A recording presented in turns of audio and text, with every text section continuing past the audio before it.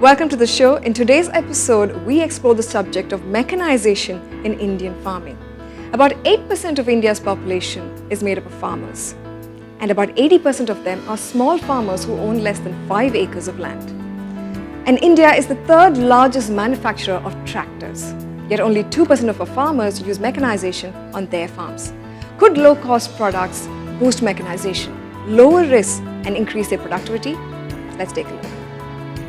Kamal Kisan is perhaps for the first time in India truly understanding the mechanization needs of the small Indian farmer.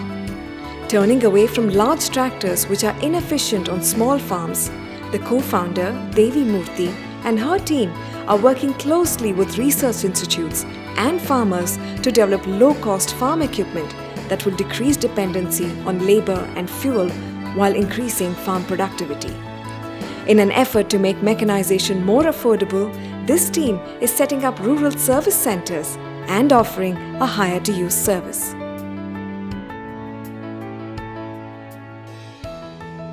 Devi, it's great to have you on the show. Thank you for making the time, and thank you also for giving us so much insight on the problems associated with mechanization in India's agriculture. Now, tell me, what is your background? How did you come into working closely with farmers and agricultural equipment? And what does it take to design agricultural equipment that is low cost, functional, and is durable? So I'm not a mechanical engineer. I'm actually an electrical engineer. I started working in the family business, which makes automotive equipments, and so I've been involved with them for about 5 years. Used to do product development with them.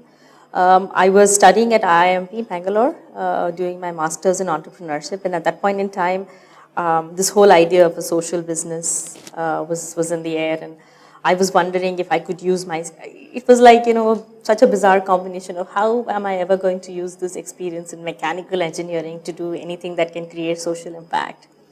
Luckily, I had a classmate back then who was working in agriculture, and over a cup of chai gave me this idea, and that's where it sparked.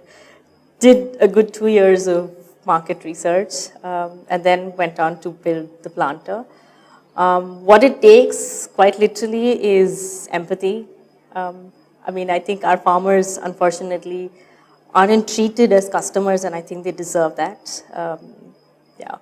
And so listening to them, finding out a solution to their problems, that's really where it starts from. The rest of it falls into place. Now tell me, in those 2 years that you were out there meeting people, learning about agriculture, learning about the problems that the Indian small farmer faces, and exploring solutions, what would have been your most personal learnings? Maybe I could draw something from the recent past. So my team and I were out testing one of our previous prototypes, and there was a bunch of women, the very few of them that still does transplanting, doing them out in another corner. While we were doing all the testing, and they came up to us later when they're out for their break, and they were asking what it is that you're doing, and we said we're trying to get a machine working to plant rice. And she kept quiet for a few minutes, watched us work, then she came back and she said, I really hope you guys succeed, because I'm old, and I know I won't be doing this for too many years. So the team is called number of seats based on number of women. So she says, in our team, we used to have 10 seats. Now we only have 6 seats left. 4 of them are gone. We don't know where we'll find the next people to replenish that seat.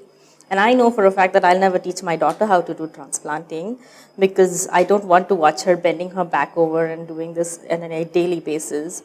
And I'm glad you guys are doing this. Now, for a potential competitor in some sense to come and tell you that is just so humbling and very, very encouraging. That's fantastic. Now tell me, how difficult is it, or how easy is it to go out there and spend time on the field with the average Indian farmer in some remote village? Oh, I love it.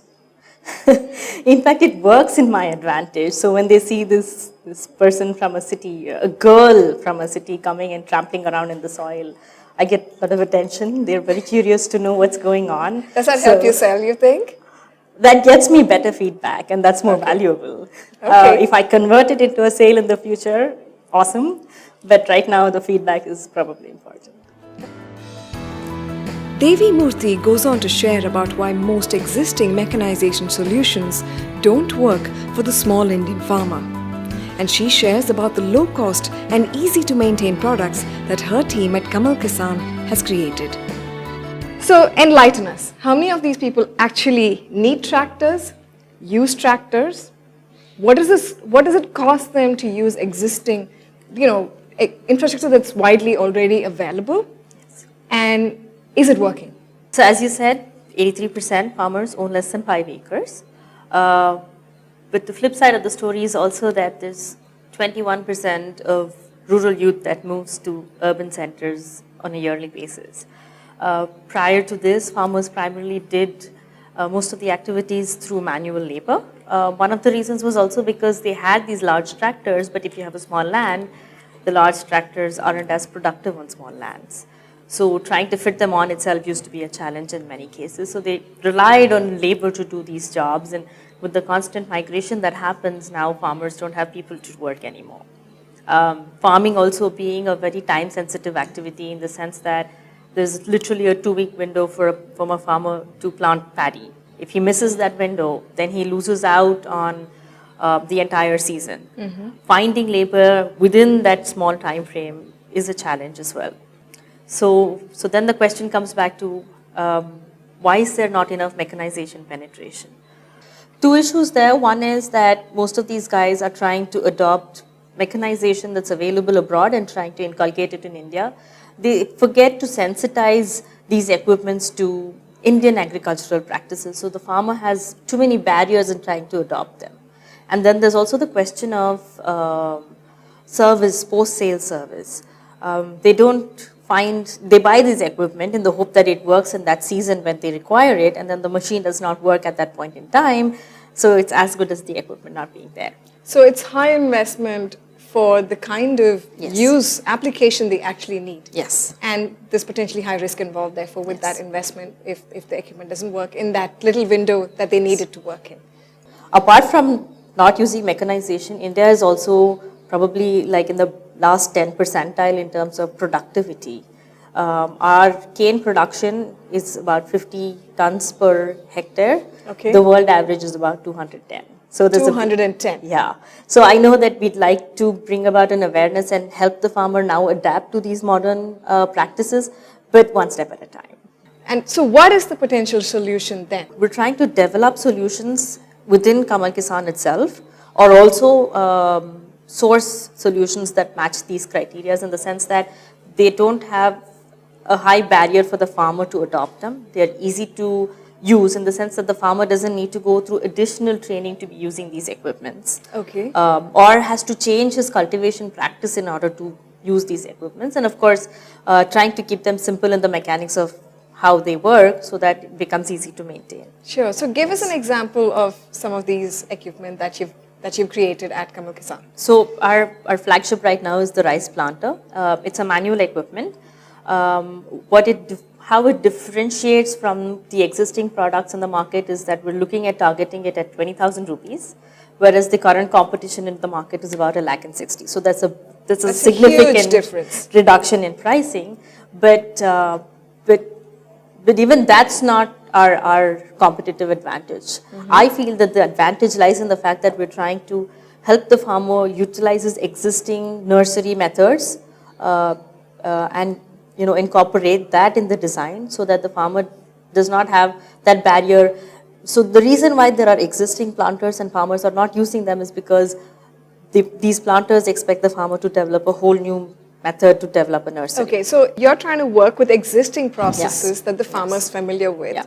Okay, and your equipment, it fits in Yes. with, what large-scale practices already instead of trying to create change in processes. Yes. So even though we build these equipments to be cost effective, for the farmer it still is a large capital investment. So what we're trying to do is we're getting the farmer to actually use these equipments as a service that we provide through our service center, and he pays as he uses per acre essentially. So the idea is that we're now competing with what he pays to the labor rather than expecting him to buy these equipments. In the process, we're also ridding him of maintaining the product when it's not in use and things like that. In talking about the journey forward, Devi Murthy goes on to share about the number of products that Kamal Kisan has created, about their market reach and their big goal. She also shares about the very personal learnings that came from working closely with small farmers in rural India. You talked about the rice planter. Yes. How many other designs are you working on now? Yes.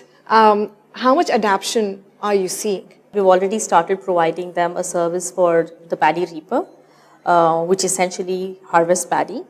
We have successfully completed about 30 acres last season. Fantastic. We're currently using, we have a mini tractor now. We're currently using our mini tractor to do threshing of ragi, a kind of millet that's grown popularly in South India. Usually the way it would be done was they'd lay it out on the roads, or they'd have people literally like whack it to thresh it. Now I think we've all driven over some of those at some point. Yeah. And it's bad for your vehicle, it's bad for the farmer, it's bad for productivity, lots of impurities, all of that. So we're now, we completed about 10 hours of operation on the thresher. We have about 200 people signed up for our demos for the transplanter. So, and all of this has been purely organic. We have not done a single ad or any publicity so far. That's fantastic. And you're a small team, aren't you? We're a small team, we're about 6 people. 6 people, Yes. right. And what is your dream with this? My dream in terms of the big picture is probably to see a day in the future when mechanization services becomes a lifestyle choice for a farmer. I would feel like my job that day is done. Because of the fact that it increases his productivity, his profitability, there is more efficiency utilization of the resources available.